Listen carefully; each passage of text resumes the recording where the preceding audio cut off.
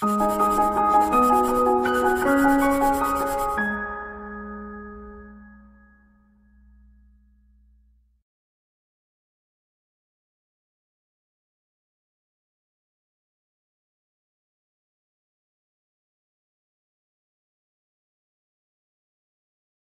friends, welcome to ProTalent, and here in this video I'm talking about how to revise in last 60 days for CLAT. बहुत सारे students WhatsApp करके message करके पूछ रहे हैं कि सर एग्जैक्टली आखिरी के 60 दिनों में हमें क्या करना चाहिए। ठीक है, सो ये जो 60 दिन बचे, आज हम बैठे 13 तारीख पे। ठीक है, अगले करीबन 2 महीने के बाद 12 तारीख को आपका एग्जाम है। अप्रोक्सीमेटली 60 डेज का टाइम है, तो उस 60 डेज में हमें क्या करना चाहिए, दैट इज वेरी इंपॉर्टेंट। मेरा मानना है that this March month is the most important month. इस महीने में आपको पूरा का पूरा दिलो जान लगा देना चाहिए, and more importantly you will have to pick up a rhythm for your, you can say, next few days preparation. एक तरीके की आदत, एक तरीके की सिस्टम, एक तरीका का मेथड बन जाना चाहिए। सो इस पर्टिकुलर सेशन के अंदर I am going to discuss about this issue, that is how many marks are needed. ये पता होना चाहिए रिवीजन प्लान करने के लिए।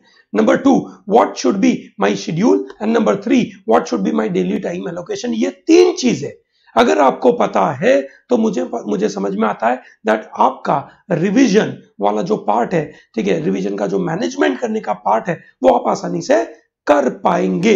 ओके, सो भैया ये समझिए, सबसे पहली चीज that we all understand that we are targeting some around 130 plus questions in your total mock papers or in your CLAT.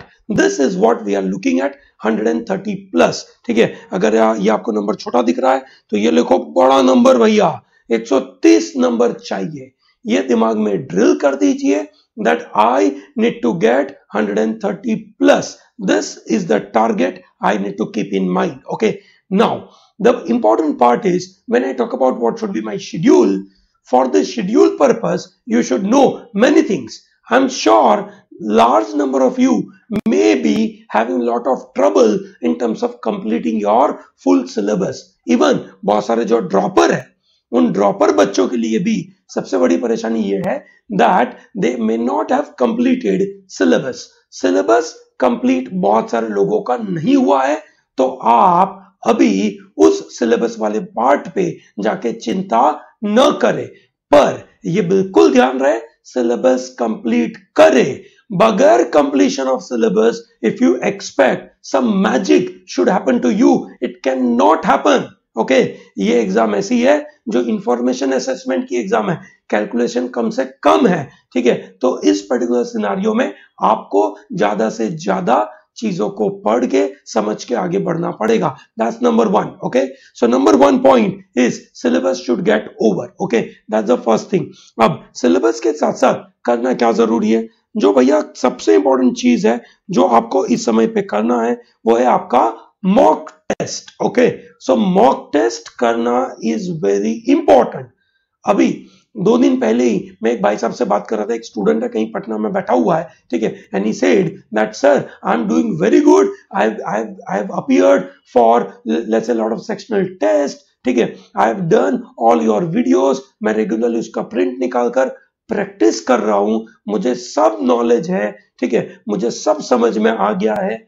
I simply asked him, बेटा did you appear for any mock test? He said sir मैं चालू करूंगा अप्रैल में या mid of April में या करीबन 20-25 अप्रैल के आजू बाजू। बिलीव मी, ये सबसे बड़ी परेशानी है। मैंने उस बच्चे से बिल्कुल आधा घंटा बात किया, मैंने उससे कमिटमेंट लिया कि student make sure that you give me commitment that you start appearing for your mock test. भाई मॉक टेस्ट दिए बगैर आप अपनी प्लानिंग रिवीजन की नहीं कर पाएंगे, और रिवीजन के पार्ट के अंदर mock test is very important. Mock test क्या करता है आपके साथ? मॉक टेस्ट के बाद आप क्या करोगे? एनालिसिस करोगे। उस एनालिसिस से आपको क्या पता चलेगा? आपके वीक एरियाज पता चलेंगे। ठीक है, बहुत बार हमारे वीक एरियाज बदलते रहते हैं। जिस तरीके से हमारा माइंडसेट, हमारी तैयारी का जो एक तरीके का जो थॉट प्रोसेस है, ठीक है, वो जैसे बदलता है वैसे ही आपका वीक एरिया का पार्ट बदलता है। और इसके लिए आपको मॉक टेस्ट रेगुलरली देते रहना है। मैंने एक वीडियो में बताया था कि आपको मॉक टेस्ट देने के बाद, एनालिसिस करने के बाद, ठीक है, आपको जो सबसे महत्वपूर्ण पार्ट करना है that is question, you can से मैपिंग। क्या करना है आपको? Question mapping. टॉपिक वाइज आप मैप करें, चेक करें कौन से एरिया में सबसे ज्यादा दिक्कत हो रही है। I have done such kind of experiment with a lot of my students here in Surat, and I received wonderful learning about their capabilities. ठीक है, ये आप खुद करें, जहां बैठे हैं बिल्कुल आप करें, एनालिसिस करें। एनालिसिस के बाद जो वीक एरिया आया, वीक एरिया के बाद आप, अगर आपके पास टीचर्स अवेलेबल है, प्लीज जाके उनसे वो चीज सीखें, लर्न करें उसके बारे में। ठीक है, या तो आप हमारे यहाँ पे वीडियोस देखें।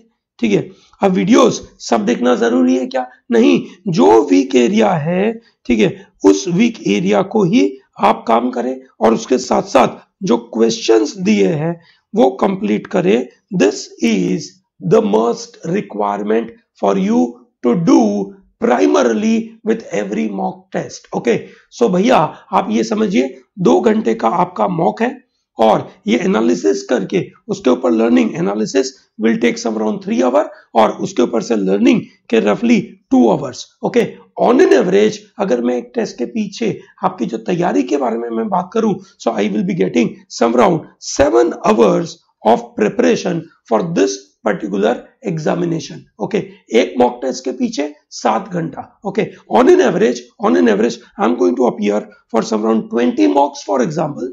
अब से लेकर आपके पास 20 मॉक अपीयर करने का मौका मिला है। ठीक है, सो रफली it is going to take some around 140 hours for me. ध्यान रहे 140 घंटों में आपने वीक एरिया की लर्निंग भी आपकी आ चुकी है।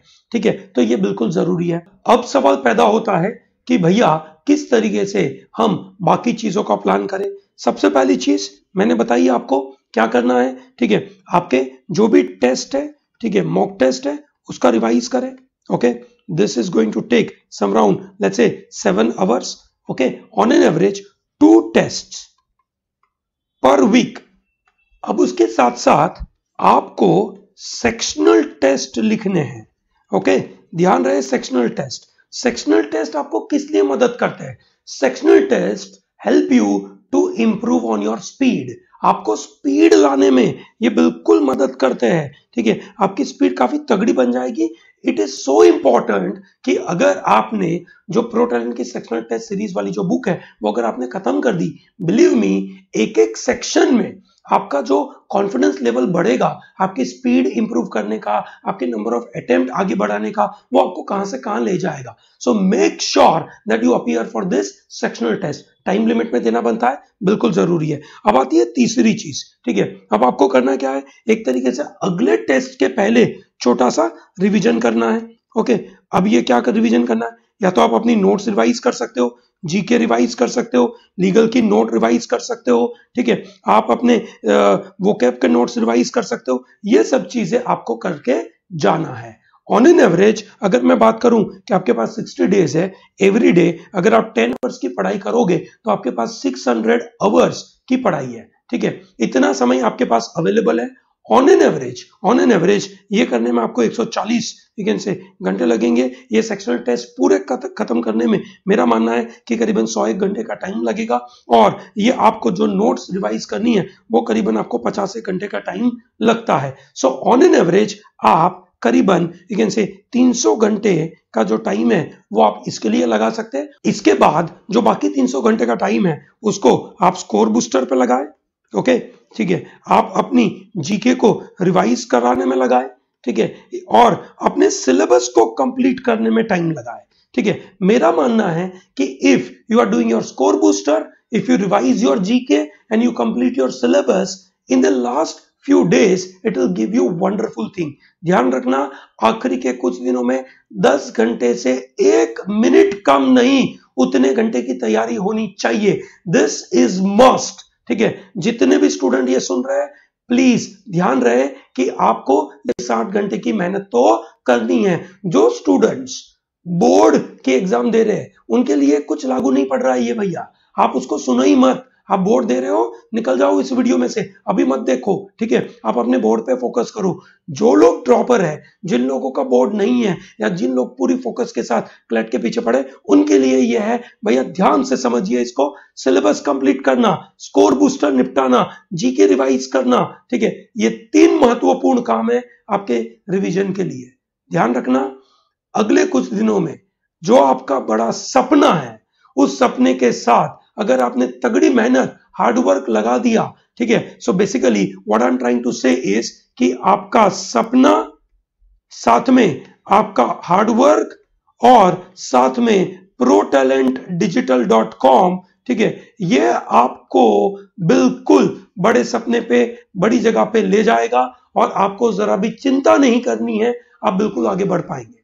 अगर आपके पास सपना नहीं है, ठीक है, तो भैया हम कुछ नहीं कर सकते। अगर आप हार्डवर्क नहीं करना चाहते तो भी हम कुछ नहीं कर सकते भैया। ये समझ लीजिए, सपना, हार्डवर्क और complete support bye protalentdigital.com will make all the big difference for your preparation. So revision में जरूरी क्या है? ज्यादा से ज्यादा मॉक, सेक्शनल टेस्ट, हर टेस्ट के आगे प्लानिंग, किस तरीके से उसको आगे पढ़ना है, और आखिरी बाकी वाले समय में स्कोर बूस्टर, जीके रिवीजन और syllabus completion is the, you can से, requirement in today's time. Make sure that you follow this. अगर आप फॉलो करेंगे, बिलीव मी, आपको और मुझे बहुत मजा आएगा, that we will be getting a perfect score in the examination. Okay, so ये भूलिएगा मत। सो ये रहा आपका रिवीजन, आखिरी के 60 दिनों में कैसे करना है उसके बारे में पूरी जानकारी। ओके, चलिए, thank you very much and all the best, and give me commitment that you will do it. Yes or no?